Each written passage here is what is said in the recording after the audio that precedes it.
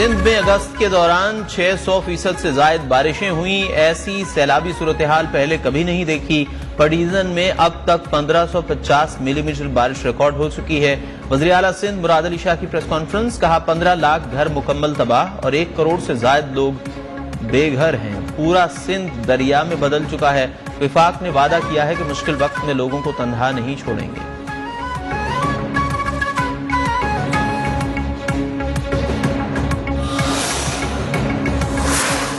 موسلادھار بارشوں نے سندھ کے بیشتر شہروں کو ڈبو دیا۔ حیدرآباد میں 18 گھنٹوں سے بارش، ٹنڈوالیا، ٹھٹا، سجاول، سکھر، بدین، نواب شاہ، گھوٹکی بھی بارش سے ہر طرف تباہی کے مناظر۔ نظام زندگی مفلوج، سینکڑوں مکانات گر گئے۔ چھتیں گرنے اور دیگر حادثات میں 5 افراد جاں بحق، اموات 260 سے زائد ہو گئیں۔ غیر معمولی بارشوں کے سبب نواب شاہ ایئرپورٹ بند۔ کراچی میں بھی وقفے سے بارش، بادل کل بھی خوب گرجیں برسیں گے، محکمہ موسمیات کی پیش گوئی۔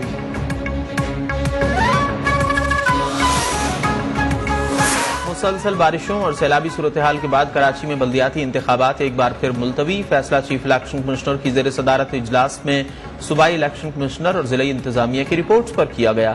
الیکشن کمیشن نے حیدرآباد ڈویژن میں بلدیاتی انتخابات کل ملتوی کیے تھے۔ کراچی اور حیدرآباد ڈویژن میں بلدیاتی انتخابات 28 اگست کو ہونے تھے۔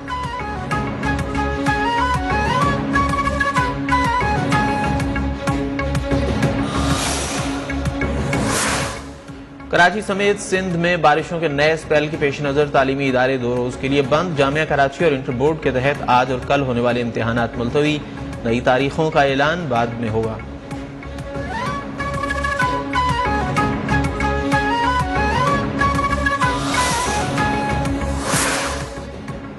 بلوچستان میں بھی بارشوں اور سیلاب سے تباہی، مزید 5 افراد کی ہلاکت کے بعد تعداد 230 ہو گئی۔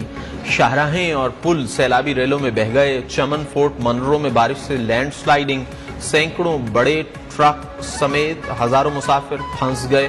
لسبیلا کے پہاڑی سلسلے میں ندی نالوں میں طغیانی، بیلا تھل میں سیلابی ریلا، قلعہ عبداللہ میں 2 درجن دیہات زیریاب، نہ کھانے کو کچھ نہ سر چھپانے کو چھت، مختلف علاقوں میں متاثرین بے یار و مددگار۔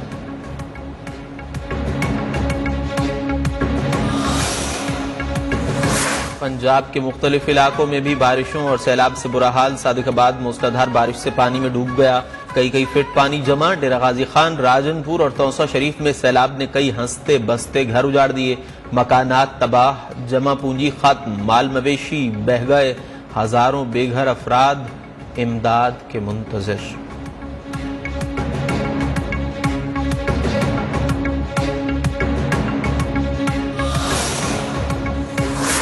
جنوبی پنجاب، بلوچستان اور سندھ میں پاک فضائیہ کا ریلیف آپریشن جاری۔ سیلاب متاثرین میں تیار کھانا، راشن اور دیگر ضروری اشیاء کی تقسیم۔ پاک بحریہ کا بھی بارشوں اور سیلاب سے متاثرہ علاقوں میں امدادی آپریشن، راشن اور طبی امداد فراہم۔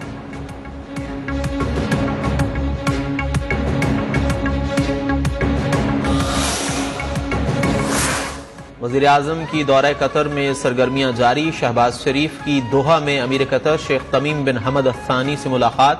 پاک قطر 2 طرفہ تعلقات، خطے کی صورتحال پر تبادلہ خیال۔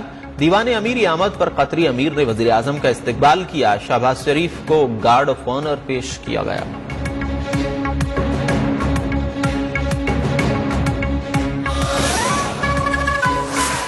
بغاوت پر اکسانے کا کیس، پولیس کی شہباز گل کے مزید 7 روزہ جسمانی ریمانڈ کی استدعا مسترد۔ عدالت نے پی ٹی آئی رہنما کو جوڈیشل ریمانڈ پر جیل بھیج دیا۔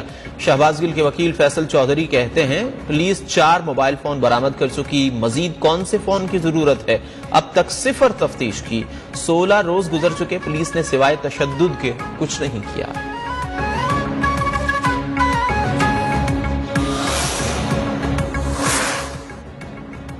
قومی اداروں کے خلاف ٹویٹر مہم کے تانے بانے بھارت سے ملنے لگے۔ ٹویٹر کے سیکیورٹی چیف نے بھارت اور ٹویٹر انتظامیہ کی ملی بھگت کا بھانڈا پھوڑ دیا۔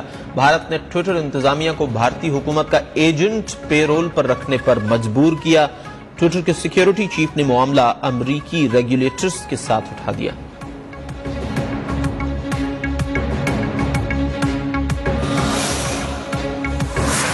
عمران خان کا اسلام آباد کی انسداد دہشت گردی عدالت میں پیش ہونے کا فیصلہ، چیئرمین پی ٹی آئی کی بنی گالہ میں قانونی ٹیم کے ساتھ مشاورتی بیٹھک۔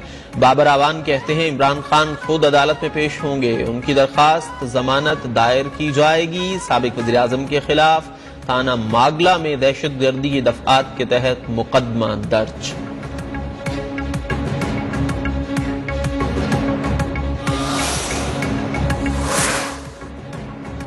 مہنگائی نے عوام کی چیخیں نکلوا دی، افراط زر کی شرح 42% کو چھو رہی ہے، لوگ بجلی کے بل ادا نہیں کر پا رہے۔ رہنما P T I Shah Mahmood Qureshi حکومت پر برس پڑے، کہا حکمرانوں کو عوامی مشکلات میں کوئی دلچسپی نہیں، ساری توجہ عمران خان پر دہشت گردی کے مقدمات بنانے پر مرکوز ہے۔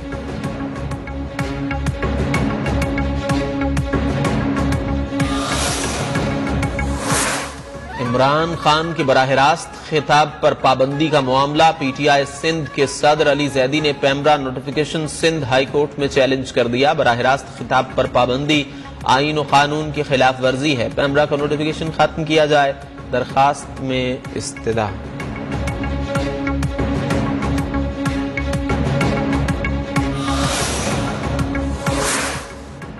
دفعہ 144 کے خلاف ورزی کے کیس میں شیخ رشید کی عبوری ضمانت منظور، اسلام آباد کی مقامی عدالت نے پولیس کو شیخ رشید کی گرفتاری سے روک دیا۔ سربراہ عوامی مسلم لیگ کہتے ہیں عمران خان کو پوری قوم نے بھرپور اعتماد دیا ہے، حکومت کپتان کو گرفتار کر کے دیکھ لے۔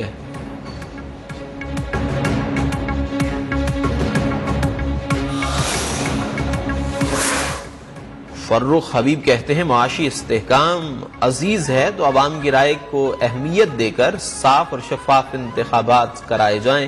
فیاض چوہان بولے جتنے مرضی پرچے کاٹ لیں عمران خان کی آواز نہیں دبا سکتے۔ توشخانہ تحائف ظاہر نہ کرنے پر عمران خان کی نااہلی کا معاملہ، الیکشن کمیشن نے حکومتی ارکان قومی اسمبلی کا دائر ریفرنس خارج کر دیا۔ اسپیکر کے توشخانہ ریفرنس پر سماعت 29 اگست کو ہوگی۔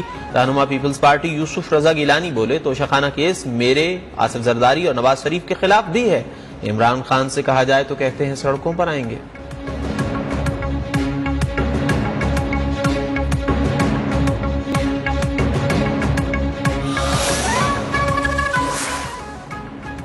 بل کی ادائیگی ہو رہی ہے مگر بجلی آتی نہیں، عارف نقوی نے نواز شریف کو خریدنے کے لیے لابنگ کی، پی ٹی آئی دور میں کے الیکٹرک کو مکمل سپورٹ ملی۔ جماعت اسلامی کراچی کے امیر حافظ نعیم الرحمان موجودہ اور سابق حکمرانوں پر برس پڑے، کیا وجہ ہے کہ الیکٹرک کا لائسنس کینسل نہیں ہوتا؟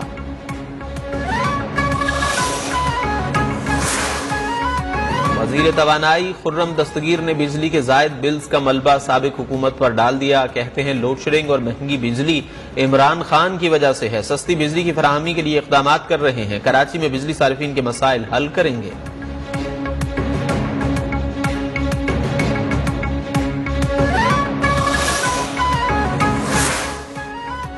چیئرمین پی اے سی اور M D P S O کے درمیان تلخ جملوں کا تبادلہ، نور عالم خان نے کہا پی ایس او کے پیٹرول پمپس پر ناقص تیل مل رہا ہے، کوالٹی پر کوئی چیک نہیں، آپ کا بیان پی ایس او کی ساکھ کے لیے ٹھیک نہیں۔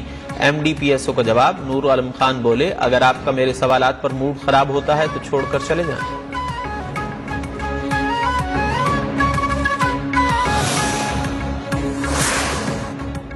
ملک میں مہنگائی کا طوفان، عوام پریشان، آٹا، چینی، گھی، تیل کے نرخ چھونے لگے آسمان، چکن، سبزیاں، پھل سب کچھ مہنگا، غریب عوام مہنگائی کی چکی میں پس کر رہ گئے۔ پاکستان میں کورونا وائرس سے مزید 2 اموات، 278 نئے مریض رپورٹ، ملک بھر میں 15,803 ٹیسٹ کیے گئے، مثبت کیسز کی شرح 1.76% رہی۔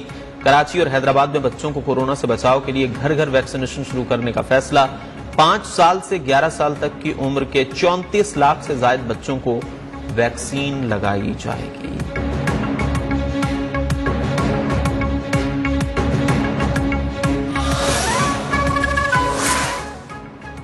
مستقبل کے معماروں کو پولیو سے محفوظ رکھنے کا مشن، اسلام آباد سمیت ملک کے 86 اضلاع میں قومی انسداد پولیو مہم کا تیسرا روز، مہم کے دوران 4.33 کروڑ بچوں کو پولیو سے بچاؤ کی ویکسین پلائی جائے گی۔